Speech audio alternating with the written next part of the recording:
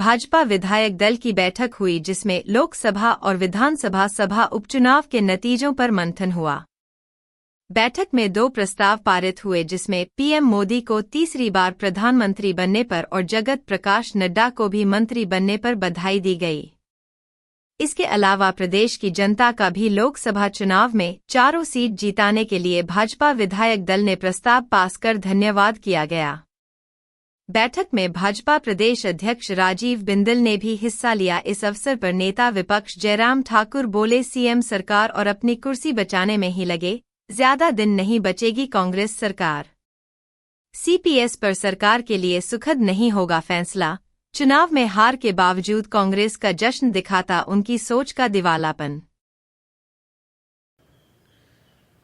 देखिए, ये लोकसभा के चुनाव के पश्चात और जो उपचुनाव हिमाचल प्रदेश में हुए हैं विधानसभा के, उसके बाद पहली बैठक है ये हमारी। स्वाभाविक रूप से चुनाव के बाद मिल रहे हैं तो चुनाव पर चर्चा होगी, आकलन होगा, थोड़ा एनालिसिस होगा, कहाँ कमी रही है, कहाँ ठीक हुआ है। लेकिन मैं इतना ज़रूर कहना चाहता हूँ, जो आप 4 सीटें कांग्रेस की जीतने की बात कर रहे हैं, या मैं इस तरह से इसको कहूँ कि हिमाचल प्रदेश में 4 सीटें भारतीय जनता पार्टी ने लोकसभा की जीती, जिसमें से 1 सीट कांग्रेस के पास थी, कांग्रेस से हमने छीनी है मंडी लोकसभा का।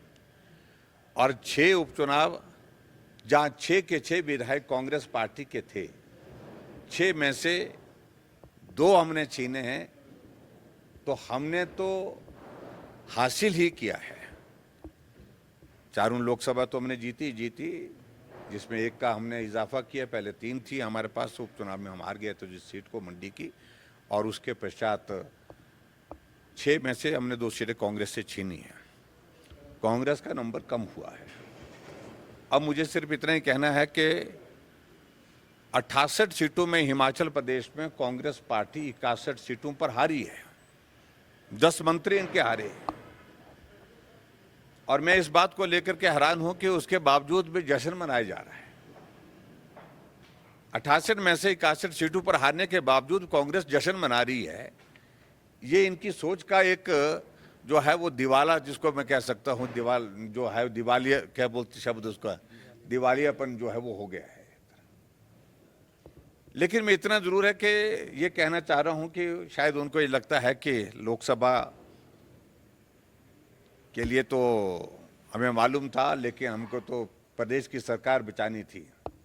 सरकार फिलहाल बची है, लेकिन फिलहाल ही है। आने वाले समय में सरकार की बचने की संभावनाएं हैं। इस तरह की चीजें बहुत कम देखने को मिलेंगी।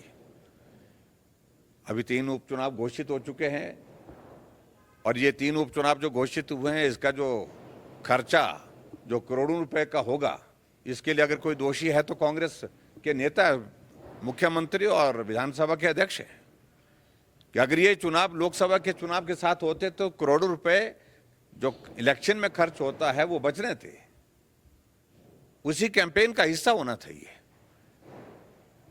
ये 3 उपचुनाव हम जीतेंगे, और उसके साथ साथ हम उम्मीद कर रहे हैं कि 2-4 दिन के अंदर सीपीएस वाला फैसला भी आने वाला है, जो उनके लिए सुखद नहीं होगा, सरकार के लिए दुखद होगा। और ऐसे में सरकार फिर संकट में ही रहेगी। और इस हालात में अगर हम देखें तो हिमाचल प्रदेश में कांग्रेस पार्टी की सरकार की परिस्थिति यह है कि ज़्यादा वक्त उनका सरकार बचाने के लिए लगा हुआ, और मुख्यमंत्री का पूरा समय कुर्सी बचाने में लगा हुआ है। सर, जो 3 निर्दलीयों की इस्तीफे हुए उस पर मुख्यमंत्री का भी ध्यान आया। उन्होंने कहा कि वो तो निर्दलीय थे, इस्तीफे नहीं होने चाहिए थे। उन्होंने अपनी विधायकी बेची है, इस तरह का। देखिए, ये शब्द जो है उनको महंगे पड़ेंगे, क्योंकि उनकी ओर से क्रिमिनल डेफेमेशन का मामला भी आगे आ रहा है। अगर कोई व्यक्ति विवश हो जाए, सरकार का दबाव इस कदर कि आप हमारा समर्थन दीजिए, नहीं तो हम आपके खिलाफ ये करेंगे वो करेंगे, और उन्हें किए भी। उनके व्यवसाय जो रोक दिए, कामकाज रोक दिए, परिवार को परेशान कर दिया। और ऐसे हालात में मैं समझता हूं कि उन विधायकों ने बड़ा हिम्मत वाला फैसला लिया है। हम विधानसभा के अंदर प्रवेश करेंगे तो भारतीय जनता पार्टी के विधायक के रूप में प्रवेश करेंगे, निर्दलीय विधायक के नाते नहीं। सर उनके टिकट क्या कंफर्म है स्थिति में? क्या उनके टिकट सर कंफर्म है, जैसा आपने कहा कि टिकट का मामला हमारी पार्टी हाईकमान करेगी, बहुत जल्दी फैसला हो जाएगा। अनुराग सिंह ठाकुर के मंत्री न बनने की सबसे बड़ी वजह क्या मानते हैं? क्योंकि एक चर्चा ये भी हो रही है कि इंटरनली रिपोर्ट तो हिमाचल प्रदेश से भी गई। पर चर्चा पर किसी बात पर फैसला नहीं हुआ है। पार्टी में हमारे एक व्यवस्था है, ये प्रेरोगेटिव हमारे प्रधानमंत्री जी का रहता है, किसको मंत्री बनाना किसको नहीं बनाना। और अनुराग ठाकुर जी के बारे में पार्टी अच्छा ही सोचेगी। निश्चित रूप से उनने पार्टी के लिए काम किया है और नड्डा जी को हिमाचल प्रदेश से मंत्रिमंडल में जो स्थान मिला है उसके लिए मैं प्रधानमंत्री जी का धन्यवाद करता हूं। और मंत्रालय भी वही महत्वपूर्ण महकमा दिया है, दो महकमे दिए हैं और उन दोनों महकमे के लिए मैं उनका धन्यवाद करता हूं प्रधानमंत्री जी का। और उसके साथ साथ मैं उम्मीद करता हूं कि बहुत जल्दी अनुराग ठाकुर जी को भी महत्वपूर्ण दायित्व जिम्मेवारी मिलेगी, पार्टी के अंदर मिलेगी। कहाँ मिलेगी ये पार्टी का राष्ट्रीय नेतृत्व तय करता है। श्रद्धेय नरेंद्र भाई मोदी जी के नेतृत्व में एनडीए भारतीय जनता पार्टी की सरकार देश में तीसरी बार बनी है। उसके लिए और हिमाचल प्रदेश की 4 पार्लियामेंट की सीटें भारतीय जनता पार्टी ने जीती हैं। इस संबंध में अपने माननीय विधायकों के साथ बैठने हेतु विधायक दल की बैठक है और विधायक दल के नेता यहाँ के मुद्दे के बारे में बताएंगे। मैं तो आज विधायक दल की बैठक में शामिल होने आया हूँ और इन सबको बधाई दूंगा पार्टी की ओर से, इन्होंने शानदार काम किया। सर नई सरकार भी बनी है जिस तरह से दिल्ली में, और शपथ ग्रहण भी हुआ है हिमाचल में। जेपी नड्डा जी हिमाचल में हमारे लिए सबके लिए गौरव की बात है, जहां नरेंद्र भाई मोदी जी तीसरी बार देश के प्रधानमंत्री बने। वहीं श्री जगत प्रकाश नड्डा जी, जिन्होंने अपना अध्यक्ष के नाते एक सफलतम कार्यकाल किया और अब उन्हें पुनः केंद्रीय मंत्रिमंडल में स्वास्थ्य, परिवार कल्याण और साथ ही केमिकल फर्टिलाइजर मिनिस्ट्री का दायित्व मिला है। हिमाचल के लिए बहुत बड़े गौरव की बात है कि हिमाचल के एक सपूत और उनको बेहतरीन स्थान दिया माननीय मोदी जी ने, उनको हम बहुत बहुत बधाई देते हैं।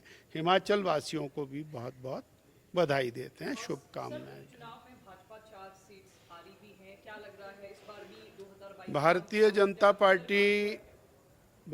जनता पार्टी जो 2 उपचुनाव जीती है उस पर भी मंथन करेंगे और जो 4 सीटें हम नहीं जीत पाए हैं उस पर भी मंथन करेंगे और जो 3 अगली सीटें फिर 10 जुलाई को होने वाली हैं उस पर भी मंथन करेंगे।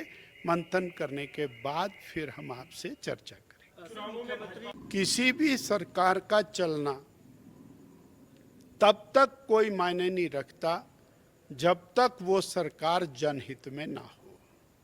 हिमाचल प्रदेश की वर्तमान कांग्रेस सरकार आज तक प्रदेश की जनता को ये नहीं बता पाई कि उसने जनहित का कोई भी कार्य तो किया हो।